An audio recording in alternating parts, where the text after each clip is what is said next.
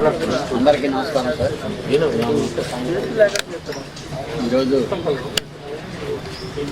Megastar Chiranjeevi గారిని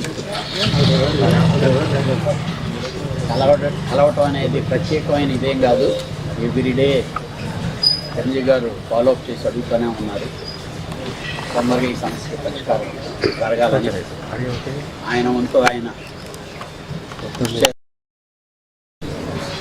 రేపు federation వాళ్ళు రేపు వచ్చి చిరంజీవి గారిని కలుస్తారు. ఆల్మోస్ట్ ఆల్ ఛాంబర్ నుంచి భరత్ గారు అలాగే ప్రొడ్యూసర్ కౌన్సిల్ సిన్సియర్గా దీని మీద ప్రయత్నాలు జరుగుతున్నాయి. నేను మార్నింగ్ ఫెడరేషన్ వాళ్ళతో కూడా మాట్లాడటం జరిగింది. ఏం మాట్లాడాను, ఏం జరిగింది అనేది అంతా చిరంజీవి గారికి ఎక్స్ప్లెయిన్ చేయడం జరిగింది.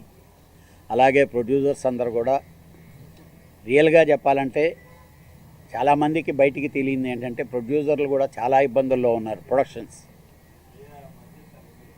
అలాగని చిన్న నిర్మాతలు నిజంగా బాగా సఫర్ అవుతున్నారండి. ఈ విషయాలు వేతనాల్లో కూడా చిన్న సినిమాలకి చాలా వర్తించవు అనేది వాళ్ళ కంఫర్టబిలిటీని బట్టి వాళ్ళు చేసుకోవాలనేదే మా స్లోగను. ఆల్రెడీ చిన్న సినిమాలు కానీ ఒక కండిషన్ ఉంది. ఏదేమైనప్పటికీ డెఫినెట్గా నాకు తెలిసి రేపు చిరంజీవి గారు వీళ్ళు మాట్లాడిన తర్వాత ఆయన కూడా క్లియర్గా చెప్పారు. ఇప్పుడు నా వంతు నేను కృషి చేస్తాను, వాళ్ళతో మాట్లాడి ఛాంబర్కి పంపిస్తాను. Telugu film chamber of commerce, Telugu film producers council మీరు కూర్చొని ఒక కంక్లూషన్కి పట్టు విడుపులు వదిలి ముందుకి సాగండి అని చెప్పారు. నేను ఇదే విషయాన్ని ఇప్పుడు ఛాంబర్ వారికి కౌన్సిల్ వారికి కూడా డిస్కస్ చేయటం జరుగుద్ది. భరత్ గారు కూడా పాపం దీని గురించి ఆయన గట్టిగా కృషి చేస్తున్నారు, మా ఛాంబర్ ప్రెసిడెంట్. డెఫినెట్లీ ఈ 2 రోజుల్లో సమస్య పరిష్కారమై త్వరలో షూటింగ్లు స్టార్ట్ అవుతాయి. అయితే మీరొక్కరే చిరంజీవి గారితో భేటీ అవ్వడం వెనక ఉద్దేశం ఏంటి? మిగతా నిర్మాతలు ఎవరికి ఇన్ఫర్మేషన్ కూడా లేదంట కదా? నేను చిరంజీవి గారికి ఓన్లీ మెసెంజర్గా వచ్చానండి. అంటే కామన్గా ఆయన ఏంటంటే మొత్తం ఏం జరుగుతుంది, తను ఏమన్నా చేయాల్సింది ఉంటే చేద్దామనే దాంట్లో చెప్పడానికి నేను ఇది తప్పితే ప్రత్యేకంగా దీన్ని ఏదో వన్ సైడ్ మీటింగ్లా కాదు.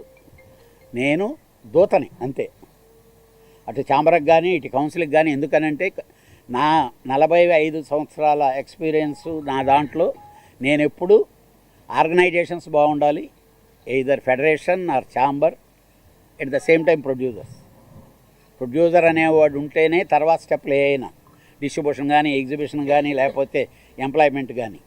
ఆ ప్రొడ్యూసర్ ఈరోజు ఉండే కష్టాలను బేస్ చేసి అలాగని వర్కర్ కడుపు మార్చడం అనేది సిస్టమ్ కాదు. డెఫినెట్గా అంతే తప్పితే దీన్ని వేరే అర్థాలకి వెళ్ళాల్సిన పని మాత్రం లేనేలేదు. ఆల్రెడీ ప్రొడ్యూసర్లు కలిసారు, మళ్ళీ కలుస్తున్నారు, మళ్ళీ ఫెడరేషన్ వాళ్ళు కలుస్తున్నారు, ప్రొడ్యూసర్లు కలుస్తున్నారు. అంటే చిరంజీవి గారు ఒక పెద్ద మనిషిలాగా తప్పితే దీన్నేమి మీరందరూ ఆగండి నేను ఇది చేస్తానని ఆయన ఏ రోజు చెప్పలేదు. డెఫినెట్గా సమస్యని స్మూత్గా పరిష్కారం చేసుకునే దానికి తన వంతు ఏదైనా అవసరమైతే ఆయన ఎప్పుడు ముందుంటారు. ఇండియన్ ఫిలిం ఫెడరేషన్కి మీరు వర్క్ చేశారు కాబట్టి అక్కడ ఉన్న పరిస్థితులు చిరంజీవి గారు ఏమన్నా అడిగారా? మీరేమన్నా ఆయనకి ఎక్స్ప్లెయిన్? డెఫినెట్గా వర్కర్లకు ఉండే ఇబ్బంది చెప్పాను, ప్రొడ్యూసర్లకు ఉండే ఇబ్బంది చెప్పాను. ఎవరు ఎక్కడ ఎలా ఉన్నారు, ఎవరు ఎక్కడ ఎలా తగ్గితే బాగుంటుందో కూడా ఇది ఓన్లీ అంటే ఆయన కూడా ఇప్పుడు ప్రొడ్యూసర్ని ఏమంటే మీరు ఇదిగో దీన్ని ఏదో ఇది చేయండి అని చెప్పేదానికి ఒక అవగాహన కావాలి కదా. అది ఫీడింగే తప్పితే వేరే అంటే ఇతర రాష్ట్రాలకి ఇక్కడికి వేజెస్ కంపారిజన్ వస్తే ఇక్కడ పెంచాల్సిన అవసరమే లేదండి. జెన్యూన్గా చెప్పాలంటే ఇతర రాష్ట్రాల్లో ఉండే శాలరీస్ని లెక్కేసి ఇక్కడ శాలరీస్ లెక్కేస్తే ఈరోజు పెంచాల్సిన అవసరం లేదు. ఈ రోజుకే మనం ఎక్కువ ఉన్నాం. అయితే శాలరీస్ వైజ్ చూస్తే ఎక్కువ అనేది నిజమే, బట్ భారీ బడ్జెట్ సినిమాలు కూడా టాలీవుడ్ నుంచే వస్తున్నాయి కదా, ఆ యాంగిల్లో ఎందుకు చూడట్లేదు? అంటే టాలీవుడ్ నుంచి సినిమాలు వస్తున్నాయి కానీ టాలీవుడ్లో ఉండే టారిఫ్ కంటే ఈరోజు చెన్నైలో ఉండే టారిఫ్ కంటే ఇక్కడే ఎక్కువ ఉంది, బాంబేలో ఉండే టారిఫ్ కంటే ఇక్కడే ఎక్కువ ఉంది. అయినా మనం ఒక సిస్టమ్ అయ్యాం కాబట్టి ఈరోజు ప్రొడ్యూసర్లో మనం ఏం చెప్తున్నామంటే ఇంకా అది వదిలేయండి. మెడ్రాస్లో ఎక్కువ ఉందా తక్కువ ఉందా, కేరళలో ఎక్కువ ఉందా తక్కువ ఉందా, బాంబేలో ఎక్కువ, ఇక్కడ ఏదో ఉంది కాబట్టి వర్కర్లను చేసి మన వర్కర్లను మనం చూసుకోవాలి. ఎందుకంటే బాంబే వాళ్ళతో కాదు కదా మనం పనిచేస్తున్నది. బాంబే వాళ్ళు లేకపోతే తమిళనాడు వాళ్ళు కేరళ వాళ్ళు వచ్చి పనిచేసేది మ్యాక్సిమం ఉంటే 10% ఉంటుంది, 15% ఉంటుంది. అది అంతకని చిరంజీవి గారు కూడా ఒక నిర్మాతే కదా, ఆయన మాటల్లో మీకు ఎవరి పక్షాన్ని నిలబడ్డట్లు అర్థమైంది? ఆయన ఇద్దరూ బాగుండాలని కోరుకుంటున్నారండి. ఇప్పుడు ప్రొడ్యూసర్ అనే వ్యక్తి చిరంజీవి గారు ప్రొడ్యూసరే, కానీ నిజంగా వర్కర్కి కానీ ఇబ్బంది జరుగుతుంటే చిరంజీవి గారు ఏమంటారంటే సర్లే మనం బర్డెన్ తగ్గించుకుందాం, వాళ్ళని బాగా చూసుకుందాం అనే చెప్తారు. కానీ ప్రొడ్యూసర్ ఇప్పుడు పక్కనుండే ప్రొడ్యూసర్ అది అనలేడు కదా. ఇప్పుడు నువ్వు నా మీద యుద్ధం చేస్తున్నావు తల్లి, అలాంటి క్వశ్చన్లు వేసి కండిషన్లు ఒప్పుకోవాలంటేనే మేము చర్చలకు వస్తామని నిర్మాతలు అంటున్నారు. వీళ్ళేమో ఆ 4 కండిషన్స్ మేము ఒప్పుకున్నాం అంటున్నారు. ఏది నిజం అసలు? సార్, ఒప్పుకున్నాము అనేది వేరు. ఆల్రెడీ ఒప్పుకొని సంతకాలు పెట్టి ఇంప్లిమెంటేషన్ జరగలే ఇంతకుముందు. ఆ లోపం ఎవరిది అదే పాయింట్కి వస్తున్నాను నేను. ఆ లోపం 2022లో జరిగిన ఒప్పందాలు ఇంకా అమల్లోకి రాలేదు అంటున్నారు నిర్మాతలు. ఆ లోపం ప్రొడ్యూసర్ల దగ్గర ఉందా, ఛాంబర్ దగ్గర ఉందా, కార్మికుల దగ్గర? 100% ప్రొడ్యూసర్ దగ్గరే ఉంది సార్. ఎందుకనంటే సినిమా తీసేది నేను కదా, డబ్బులు నేను కదా ఖర్చు పెట్టేది. అక్కడ ఉన్న అగ్రిమెంట్ ప్రకారం ఎందుకు ఇంప్లిమెంటేషన్ జరగకపోతే నేను సినిమా నిద్రలేసి నీ పాకెట్లోంచి కదా మనీ తీయాలి. కాకపోతే నిర్మాతల వీక్నెస్ వర్కర్లకి తెలుసు, వర్కర్ల ఆకలి నిర్మాతలకి తెలుసు. సార్, యాక్చువల్గా 2 కండిషన్లు కూడా ఇబ్బంది అయినాయి కాదండి. నేను ఫెడరేషన్ వాళ్ళతో కూడా నేను డిస్కస్ చేస్తున్నాను. ఆల్రెడీ 6 to 6 కాల్ షీట్ ఉంది, దాన్ని 9 to 9 చేయమంటున్నారు సర్కంటెన్సెస్కి. అలాగే ఆల్రెడీ ఫైటర్స్ 9 to 9 చేస్తున్నారు, డాన్సర్స్ 9 to 9 చేస్తున్నారు.